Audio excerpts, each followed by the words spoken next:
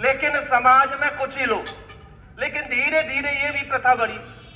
दूसरा, बाल शिशु पथ संचलन के माध्यम से आज अपना हिंदू समाज उन वीरों को भूल गया और यहाँ अपने आजकल जो स्कूलों में पढ़ाई होती है उनमें अपने बच्चों को नहीं पढ़ाया जाता। ऐसे हजारों सी संख्या में बाल महापुरुष हैं जिन्होंने इस देश के लिए, इस समाज के लिए अपने आप को समर्पित कर दिया।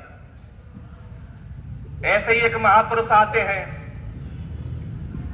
गुरु तेग बहादुर। आपने देखा होगा कि ऐसा कोई परिवार भारत में नहीं, पूरे वर्ल्ड में नहीं है जिसने अपनी 4 पीढ़ियों को इस देश के लिए, इस हिंदू समाज के लिए बलिदान कर दिया। ऐसी 4 पीढ़ियां आपने देखा होगा कि दिल्ली के अंदर शीशगंज गुरुद्वारा आज भी है। यानी उन आक्रांताओं से लड़ते लड़ते अंत में अपना बलिदान दे दिया। लेकिन आज आप देखते होंगे कि कहीं किसी से कोई दुश्मनी हो जाए, एक व्यक्ति के साथ कोई घटना हो जाए, तो उनके बच्चे कह देते भाई हम आगे से लड़ाई झगड़ा नहीं करेंगे। लेकिन उनके पुत्र गुरु गोविंद सिंह और गुरु गोविंद सिंह के 4 पुत्र इस देश के लिए अपने प्राणों का बलिदान दे दिया। छोटे छोटे बच्चे, अजीत सिंह, जुझार सिंह, फतेह सिंह, जोरावर, ऐसा समय जिन बच्चों के माता पिता के गोद में खेलने का समय होता है। लेकिन कल्पना कीजिए, उन्हें यह शिक्षा दी किसने? वो शिक्षा अपने माता पिता के द्वारा उन्हें मिली।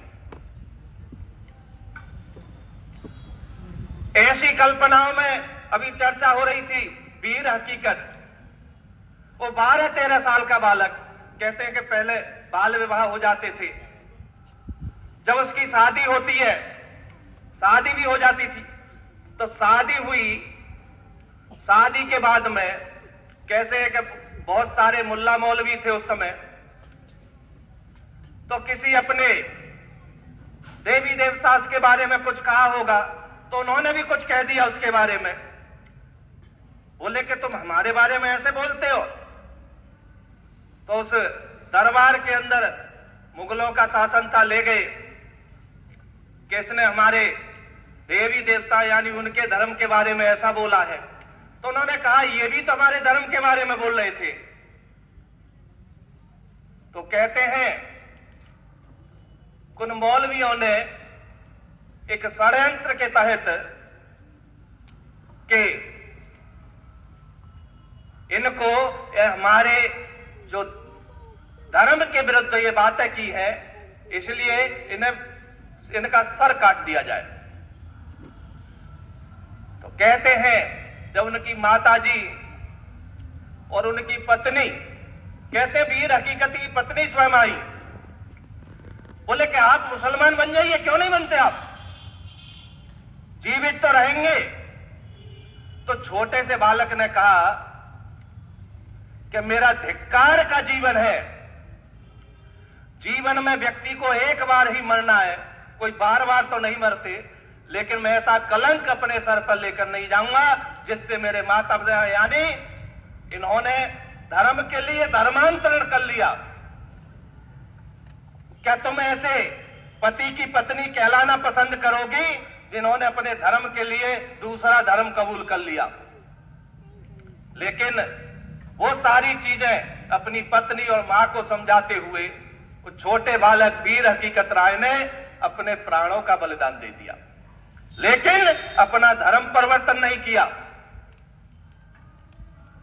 ऐसे भी गेकल गीत के माध्यम से चर्चा आ रही थी कि जैसे पश्चिमी देशों की सभ्यता आजकल ये हमारे जो छोटे छोटे नौनिहाल है, यानी पश्चिमी देशों की सभ्यता, एक गीत चलता था पहले कि लगी हवा पश्चिम की, जब से भूल गए पुरवैया को, जाने किसकी नजर लग गई हमारी सौंचरैया को।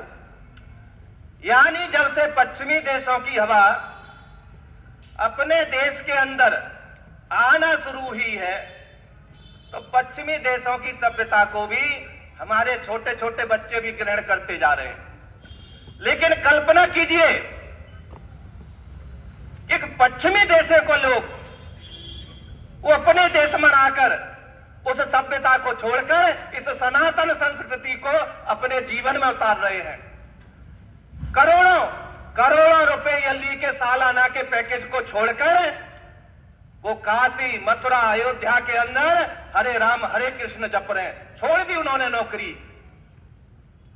वो कहते हैं कि जो सनातन संस्कृति में जीने का आनंद है वो शायद किसी में नहीं है। ऐसे ही